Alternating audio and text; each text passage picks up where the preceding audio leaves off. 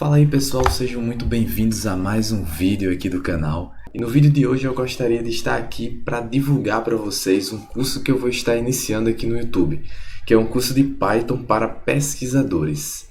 Pois é, se você é aquela pessoa que trabalha bastante com produção de artigos científicos, de relatórios acadêmicos ou científicos, se você é aquele tipo de pessoa que costuma trabalhar bastante aí em projetos de pesquisa, ou até mesmo você está prestes a concluir o seu curso e está trabalhando em cima do seu TCC, ou se você até mesmo já concluiu a sua graduação e está aí num curso de pós-graduação, como uma especialização, um mestrado, ou até mesmo um doutorado, então esse curso aqui pode te ajudar bastante, porque é nele que eu vou mostrar a linguagem de programação Python, mas com um foco bem específico.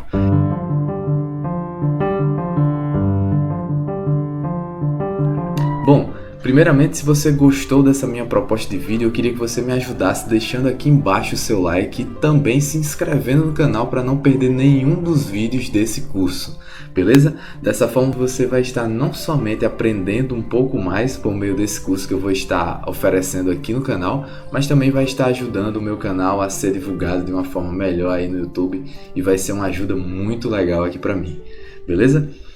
Bom, é possível que você esteja se perguntando, mas como assim, Alisson, Python para pesquisadores? O que é que isso significa? De que forma a gente vai estar estudando Python? Você já ouviu falar em algum momento sobre a linguagem MATLAB? Pois é, MATLAB é uma linguagem de programação, assim como também é o nome de um software, né, que utiliza essa linguagem, que permite que você faça o quê? Você pegue um conjunto de dados, faça diversas manipulações sobre eles, como por exemplo, você pode pegar várias matrizes e calcular o determinante, calcular a matriz inversa. Você pode até mesmo calcular a transformada de Fourier de um sinal que você obtém por meio do MATLAB. Enfim, é um software que é bastante utilizado aí, principalmente para a galera que trabalha na área de engenharia, ou de controle, ou de automação, enfim, áreas afins e relacionadas aí à engenharia. Bom, mas acontece que o MATLAB não é a única ferramenta que consegue oferecer todos esses recursos para você. O Python tem crescido bastante nos últimos anos e existem inúmeras ferramentas dentro dele que favorecem o seu trabalho. Quando eu digo Python para desenvolvedores, eu estou me referindo às necessidades que normalmente uma pessoa que trabalha na área de pesquisa tem. E quais são as necessidades que normalmente essa pessoa tem? Olha só, se você trabalha aí na área de pesquisa, você provavelmente vai concordar comigo. Geralmente a gente precisa de três coisas. Eu, como pesquisador, também trabalho nessa área, né? Então tenho essas mesmas necessidades. Quais são elas? Primeiro, eu preciso obter um conjunto de dados. Então, normalmente, um pesquisador, a primeira coisa que ele precisa ter é um conjunto de dados sobre os quais ele vai trabalhar.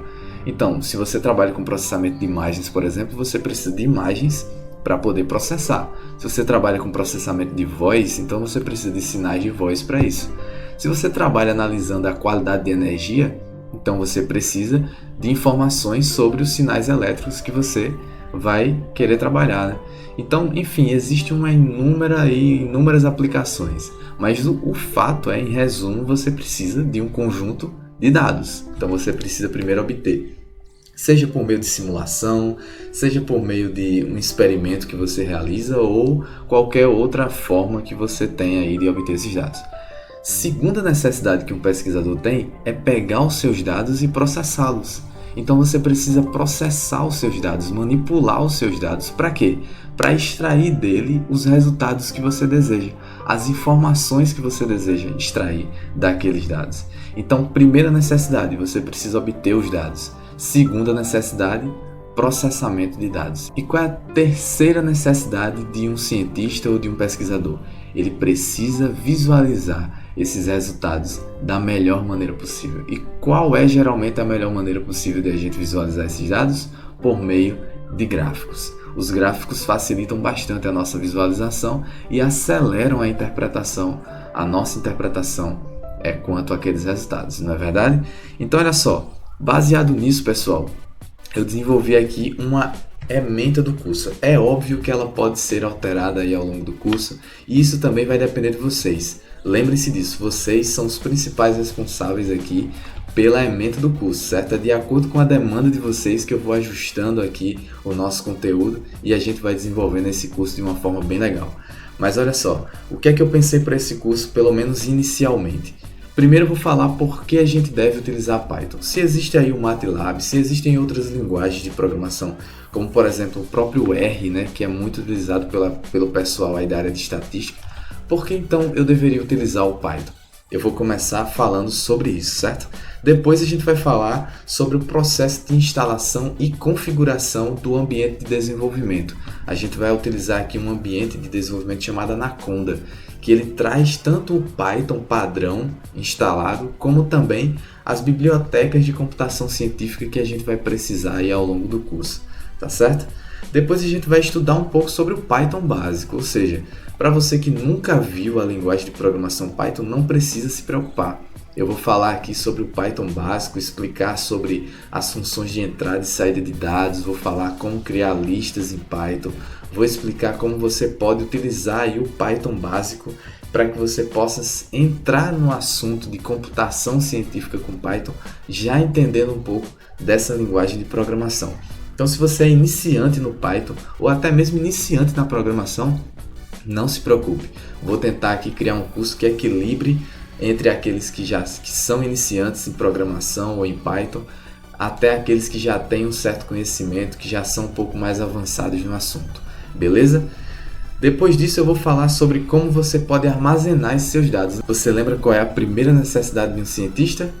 É obter os seus dados. E quando ele obtém os seus dados, normalmente ele vai precisar armazenar eles em algum lugar. Então existem aqui os arrays em Python que são bastante eficientes, que se aproximam aí dos arrays no C, C++, e por isso eles são muito utilizados para armazenar seus dados em forma de arrays e arrays de arrays, no caso aí matrizes, enfim.